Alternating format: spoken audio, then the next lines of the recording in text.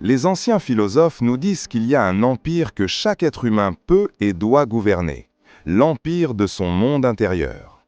Ils nous disent que la plupart des gens vivent comme des esclaves, non pas enchaînés par des fers, mais par leurs propres émotions.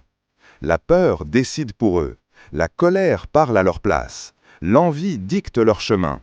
Ils pensent être libres, mais leur futur est entièrement otage de ces tyrans intérieurs. La véritable maîtrise, disait-il, ne consiste pas à contrôler les événements extérieurs, mais à bâtir une citadelle imprenable à l'intérieur de soi. Aujourd'hui, nous allons chercher les clés de cette citadelle, non pas dans les livres de philosophie, mais dans un livre de sagesse bien plus ancien. Salut à tous et bienvenue sur Le Bon Cap. Je suis Léo et vous venez d'entendre une pensée un peu différente pour commencer. Avec Alex aujourd'hui, on voulait plonger dans cette idée. Et si le secret pour maîtriser notre futur ne se trouvait pas dans nos plans, nos stratégies ou nos efforts, mais dans notre capacité à maîtriser notre monde intérieur? C'est une idée immense et tellement concrète. On l'a tous vécu, non? Ce moment où tu te lèves de bonne humeur, prêt à conquérir le monde, et puis tu lis un email un peu sec et d'un coup ta journée est ruinée. La colère monte, la frustration s'installe et toute ton énergie pour construire ton futur ce jour-là est aspirée par une seule émotion négative. On a donné les clés de notre royaume à quelqu'un d'autre. Exactement. On devient réactif au lieu d'être proactif. On subit. Et la Bible, bien avant tout les coachs en développement personnel, a identifié que le vrai champ de bataille, c'est le cœur. Il y a un verset dans le livre des Proverbes, au chapitre 4, verset 23, qui est pour moi la clé de voûte de tout ce dont on va parler aujourd'hui. Il dit « Garde ton cœur plus que toute autre chose, car de lui viennent les sources de la vie. » C'est une phrase de fou. Plus que toute autre chose, plus que ton compte en banque, plus que ta réputation, plus que tes projets. Garde ton cœur. Le mot « cœur » ici, c'est le centre de commandement. Ce sont tes pensées, tes désirs, tes émotions. Et la Bible nous dit que tout ce qui va jaillir dans ta vie, tes réussites, tes échecs, ta paix, ton anxiété, ton futur en somme, tout prend sa source à cet endroit précis. Si la source est polluée par des émotions non maîtrisées, toute ta vie le sera. C'est exactement ça. Donc la question n'est pas « comment changer mon futur », mais « comment garder mon cœur ». Et la Bible nous donne des stratégies incroyablement pratiques pour devenir le gardien de cette source. La première et la plus fondamentale, c'est de maîtriser nos pensées. Absolument. Nos émotions ne naissent pas de nulle part. Elles sont presque toujours le résultat d'une pensée. Une pensée de peur crée de l'anxiété. Une pensée d'injustice crée de la colère. Une pensée de manque crée de l'envie. L'apôtre Paul, dans sa lettre aux Philippiens, au chapitre 4, verset 8, nous donne un véritable filtre, un garde du corps pour notre esprit. Il dit « Au reste, frères, que tout ce qui est vrai, tout ce qui est honorable, tout ce qui est juste, tout ce qui est pur, tout ce qui est aimable, tout ce qui mérite l'approbation, ce qui est vertueux et digne de louange, soit l'objet de vos pensées. » Ce n'est pas juste une belle phrase poétique, c'est un protocole de sécurité. Prenons un exemple concret qui touche tout le monde. Tu as un entretien d'embauche demain pour le job de tes rêves. C'est un moment clé pour ton futur. Immédiatement, le tyran de la peur envoie ses soldats dans tes pensées. Tu n'es pas assez qualifié, tu vas bégayer, l'autre candidat est sûrement meilleur, et si tu échoues, tout le monde le saura. Ces pensées déclenchent une émotion, l'anxiété. Cette anxiété te fait mal dormir. Le lendemain, fatigué et stressé, tu perds tes moyens à l'entretien. Tes émotions ont saboté ton futur. Maintenant, appliquons le filtre de Philippiens 4. La pensée « tu n'es pas assez qualifié » arrive. On la passe au filtre. Est-ce vrai? Non, j'ai été sélectionné pour l'entretien, donc mon CV est qualifié. Est-ce aimable? Non, c'est une pensée qui me détruit. Est-ce digne de louange? Absolument pas. Donc, je la rejette. Je la remplace par une autre pensée, une pensée qui passe le filtre.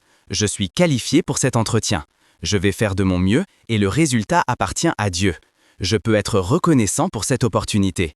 Cette pensée va générer une émotion de paix, de confiance, de gratitude. Et tu arriveras à l'entretien dans un état d'esprit totalement différent. Tu ne contrôles pas la décision du recruteur, mais tu as contrôlé la seule chose que tu pouvais, ton état intérieur. Et ça change tout. C'est un entraînement. Devenir le gardien de ses pensées. Mais ça ne s'arrête pas là. Une fois qu'une émotion est là, la deuxième étape, c'est de maîtriser notre réaction.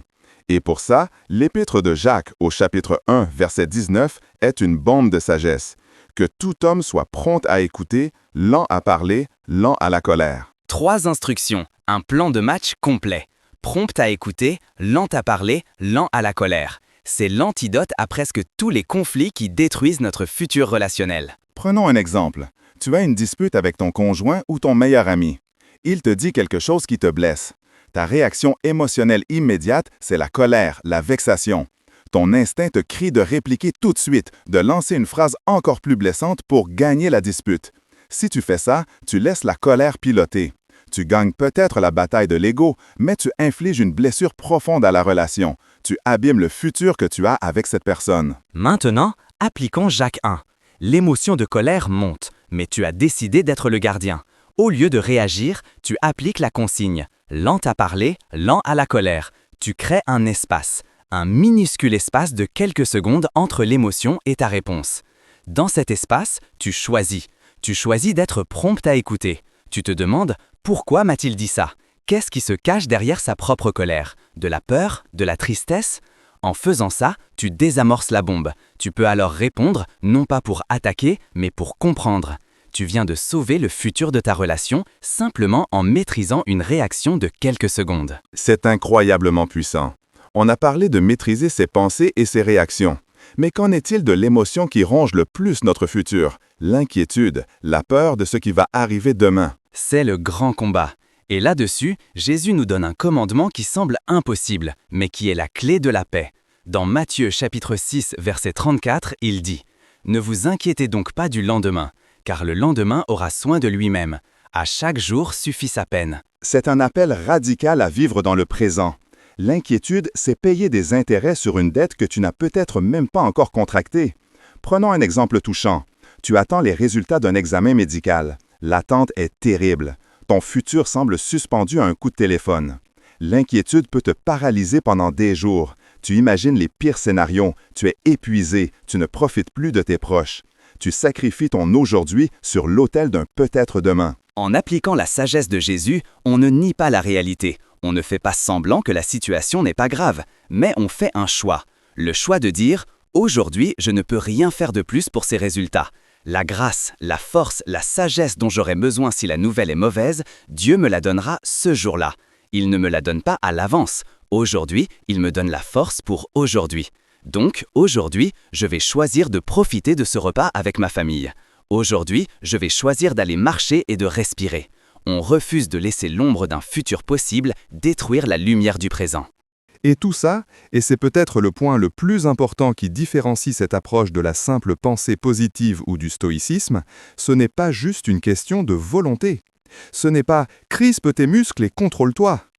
La Bible nous dit que la véritable maîtrise de soi est un don. C'est un fruit. Dans Galates chapitre 5, l'apôtre Paul liste les fruits de l'esprit. L'amour, la joie, la paix, et à la fin de la liste, il y a la maîtrise de soi. C'est la clé finale. La maîtrise de nos émotions n'est pas le résultat de nos efforts surhumains, mais le fruit d'une connexion profonde avec Dieu. C'est en passant du temps avec lui, en nourrissant notre esprit de sa parole, que l'Esprit Saint produit en nous, petit à petit, cette capacité à garder notre cœur. C'est ce que Romains 12, verset 2 appelle être transformé par le renouvellement de l'intelligence. On ne change pas par la force, on est transformé par la connexion. En résumé, le secret pour maîtriser ton futur, c'est de comprendre que le seul territoire sur lequel tu as une véritable juridiction, c'est ton monde intérieur. En devenant le gardien vigilant de tes pensées, en choisissant de répondre plutôt que de réagir, et en faisant confiance à Dieu pour demain, tu bâtis une forteresse intérieure que les circonstances ne peuvent pas détruire. C'est de ce lieu de paix et de maîtrise que jailliront les bonnes décisions, les relations saines et un futur qui n'est plus l'otage de tes émotions, mais le reflet de la sagesse de Dieu qui grandit en toi. On sait que c'est le combat de toute une vie, et on est tous dans le même bateau. On aimerait beaucoup vous lire sur ce sujet. La question qu'on vous pose aujourd'hui est très personnelle. Quelle est l'émotion tyran que vous avez le plus de mal à maîtriser au quotidien? La peur, la colère, l'envie, la tristesse? Et dans quelle situation concrète se manifeste-t-elle le plus? Partager cela dans les commentaires, c'est déjà un premier pas pour mettre la lumière sur ce qui se passe à l'intérieur. On lira chaque témoignage avec beaucoup de respect et d'attention. Si cette conversation vous a donné des clés, un pouce en l'air est le meilleur moyen de le partager. Et bien sûr, abonnez-vous et activez la cloche pour ne manquer aucun de nos rendez-vous. On est là pour vous accompagner dans la construction de cette citadelle intérieure. Prenez soin de votre cœur, c'est le bien le plus précieux que vous ayez. À très bientôt sur Le Bon Cap. Salut à tous!